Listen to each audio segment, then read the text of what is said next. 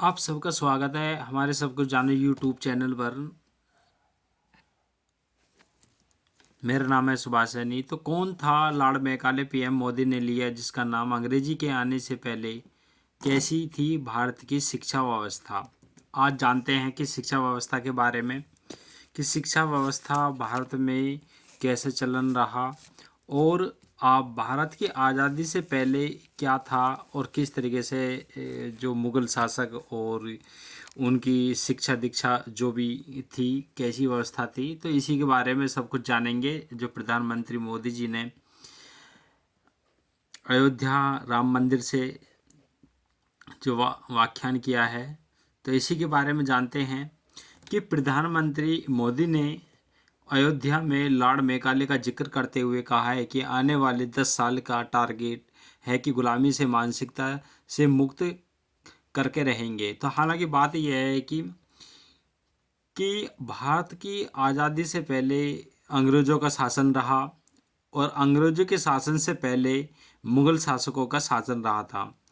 इसी बीच जब मुग़ल शासक थे, मुग़ल शासक से पहले वैदिक सभ्यता थी और वैदिक सभ्यता कैसे ख़त्म हुई मुग़ल शासक आने से पहले।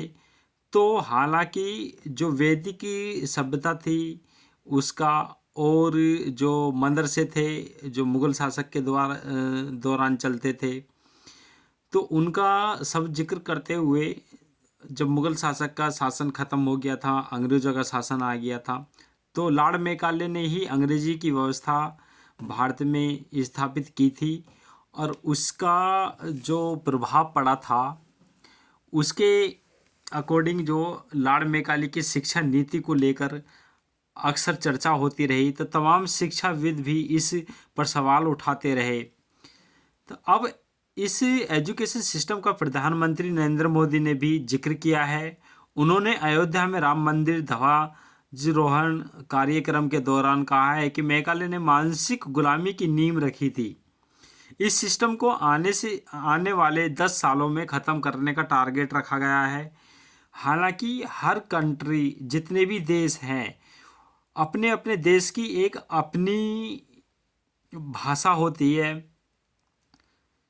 इटली की इटालियन, अमेरिका की अंग्रेजी है, कनाडा की अंग्रेजी है, उनकी एक जो मौखिक यानी कि जो उनकी यहाँ भाषा बोली जाती है। इसी तरीके से अनेक कंट्रियों की अपनी अलग अलग भाषाएं होती हैं। हमारा भारत हिंदुस्तान अपनी हिंदी भाषा को लेकर काफ़ी जो चर्चित है और इसी कारण हमारे भारत की भाषा जो होनी चाहिए वो हिंदी ही होनी चाहिए, जो प्राइमरी यानी कि प्रथम पर रखी जाए तो हिंदी ही है। और हिंदी ही को लेकर जो सांस्कृतिक वैदिक सभ्यता जो भी जितनी भी चली जो लुप्त हो चुका है, तो उसी पर थोड़ा सा काम करने की कोशिश कर रहे हैं। तो इस सिस्टम को आने से पहले 10 सालों में ख़त्म करने का टारगेट रखा गया था, यानी कि अंग्रेज़ों के ज़माने में चली आ रही शिक्षा व्यवस्था को पूरी तरह से ख़त्म करने की तैयारी चल रही है। तो ऐसे में आइए जानते हैं कि लॉर्ड मैकाले आखिर कौन थे और उनके एजुकेशन सिस्टम को मानसिकता गुलामी का प्रतीक क्यों कहा जाता है। तो क्या बोले प्रधानमंत्री जी। प्रधानमंत्री बोले नरेंद्र मोदी मैकाले की शिक्षा नीति को लेकर कहा, मैकाले ने मानसिक गुलामी की नींव रखी थी। 10 साल बाद 2035 में अपवित्र घटना को 200 साल पूरे हो रहे हैं।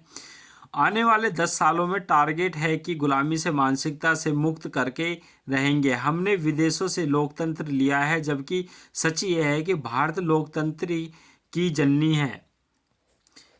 कैसे भी भारत की शिक्षा व्यवस्था अंग्रेजों के आने से पहले भारत की शिक्षा व्यवस्था काफ़ी अलग थी। पहले भारत में स्कूल की जगह गुरुकुल चलते थे।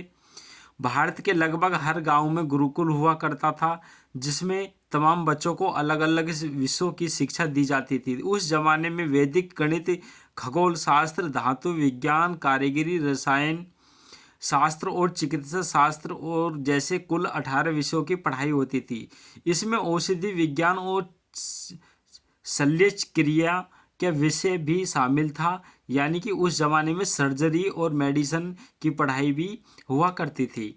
कुल 15 से 16 साल में इन सभी विषयों की पढ़ाई पूरी हो जाती थी। तो राम मंदिर के लिए अब तक कितना जो चंदा मिला है उसके बारे में हम बात करेंगे बाद में। तो रट्टा मार नहीं होती थी ऐसी उनकी परीक्षा। हालांकि आज के आधुनिक युग में वर्तमान में रट्टा मार ही पढ़ाई है, जिससे कि रट्टा मारो और पास हो जाओ। तो आजकल छात्रों की परीक्षा से पहले ही रट्टा मारते हुए आपने कई बार देखा होगा कि जो किताबों में लिखा है उसे दीमक की तरह बच्चे चाट लेते हैं और बिना समझे एग्जाम में टॉप कर जाते हैं। तो हालांकि वैदिक शिक्षा में ऐसी कोई नीति नहीं थी। भारतीय शिक्षा प्रणाली में आचार्य एक विषय की पढ़ाई कराने के बाद उन्हें उसी के आधार पर काम सौंप देते थे। काम की कुशलता से यह तय होता था कि बच्चा वाकई में पास है या फिर फेल है। इस तरह से छात्रों को तमाम चीज़ों में निपुणता किया जाता था। तो अंग्रेज ने बदल दिया पूरा सिस्टम। तो जो लॉर्ड मैकाले थे ये अंग्रेज था और इसने पूरे भारत की शिक्षा को बदल दिया। तो दुनिया की सबसे ज़्यादा विकसित और अच्छी व्यवस्था है। इससे ख़त्म करने के लिए भारतीय शिक्षा व्यवस्था पर ब्रिटिश संसद में काफ़ी ज़्यादा चर्चा हुई है, जिसके बाद यह तय हुआ है कि इसे पूरी तरह से बदल दिया जाएगा। तो इसके लिए British law maker Lord Macaulay के सुझाव पर इंडियन एजुकेशन एक्ट 1858 में लाया गया था।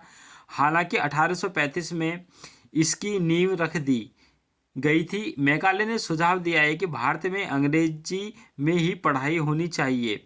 मैकाले का कहना था कि वो भारत के लोगों को ऐसी शिक्षा देना चाहते हैं जिससे वो रंग या शक्ल से भारतीय रहे, लेकिन उनका दिमाग ब्रिटिश हो। कौन था लॉर्ड मैकाले? लॉर्ड मैकाले का पूरा नाम थॉमस बेमिंगटन मैकाले था। उसे भारत में अंग्रेजी भाषा में पढ़ाई का जनक कहा जाता था। 10 जून 1834 को मैकाले ने गवर्नर जनरल की काउंसिल के कानूनी सदस्य के रूप में काम करना शुरू किया था। वैदिक क्षमता और शिक्षा के मामले में मैकाले ब्रिटिश सरकार के तमाम राजनेताओं में सबसे ऊपर। यही वजह है कि उन्हें भारत में लोक शिक्षा समिति का सभापति भी बनाया गया। इसके बाद 1935 में मैकाले ने अपना मशहूर स्मरण पत्र गवर्नर काउंसिल के सामने रखा, जिसे इंडियन एजुकेशन एक्ट की नींव कहा जाता है। तो लॉर्ड मैकाले ने गुरुकुलों को खत्म करने का काम किया था, साथ ही संस्कृत में होने वाली पढ़ाई का भी अंत कर दिया। इनकी जगह कॉन्वेंट स्कूल और अंग्रेजी पर जोर दिया गया। संस्कृत भाषा में चलने वाले गुरुकुलों को मान्यता देने से इनकार कर दिया गया था। इसके बाद से ही अंग्रेजी मीडियम सिलेबस और स्कूल की व्यवस्था शुरू हो गई, जो आज तक चली आ रही है। यही वजह है कि इसे गुलामी की मानसिकता वाली शिक्षा की व्यवस्था कहा जाता है। तो गुरुकुल और आश्रम व्यवस्था कैसी थी? तो शिक्षा मुख्य गुरु शिष्य परंपरा का आधारित थी। छात्र गुरुकुल में रहकर धर्म, दर्शन, साहित्य, गणित और कृषि, युद्ध विद्या यानी नैतिक शिक्षाओं में सीखते थे। शिक्षा निःशुल्क या दान पर जो आधारित होती थी। तो उच्च ज्ञान परंपरा नालंदा तक्षशिला विक्रमशिला वल्लभी जैसे विश्वविद्यालय विश्व प्रसिद्ध थे। खगोल शास्त्र, गणित, आयुर्वेदिक, धातु विद्या, ज्योतिष, दर्शन, व्याकरण के जो भारत में अग्रणी था। आर्यभट्ट, भास्कर, श्रुति चरक जैसे परंपराएं इन्हीं प्रणालियों से निकली थी। तो शिक्षा का जो सामाजिक ढांचा है वो कैसा है? तो शिक्षा व्यापार की थी, परंतु क्षेत्र के अनुसार भिन्न भिन्न थी। हर गांव में पाठशालाएं और टोल थे। कई यूरोपीय यात्रियों जैसे फ्रांसीसी बुकान, विलियम एंडम आदि ने लिखा। तो बंगाल, बिहार, दक्षिण भारत में बहुत बड़े पैमाने पर स्थानीय स्कूल थे। हालांकि मॉडर्न शिक्षा का खर्च स्थानीय समाज, जमीन का दान, अनाज, सामाजिक सहयोग, मंदिर व धर्मशालाओं के धन से चलता था। तो राजा महाराजा विद्वानों का संरक्षण करते थे। हालांकि ये अपडेट इतनी ही है साथियों। बात यह है कि जैसे कि आधुनिक युग है और वर्तमान युग में सभी जी रहे हैं, तो हाई टेक्नोलॉजी, हालांकि इंग्लिश का भी चलन होना चाहिए। तो बात यह है कि जैसे टेक्नोलॉजी है, टेक्नोलॉजी के अकॉर्डिंग पर, लेकिन अपनी जो भारतीय परंपरा के हिसाब से जो हिंदी और सांस्कृतिक भाषाएं हैं, ये काफ़ी इसमें योगदान होना चाहिए। लेकिन एक हमारी माँ ये देसी जो देशीय भाषा है वो संस्कृत और हिंदी ही है।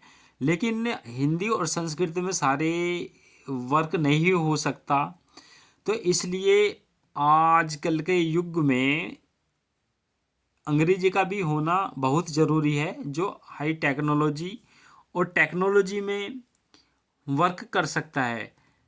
तो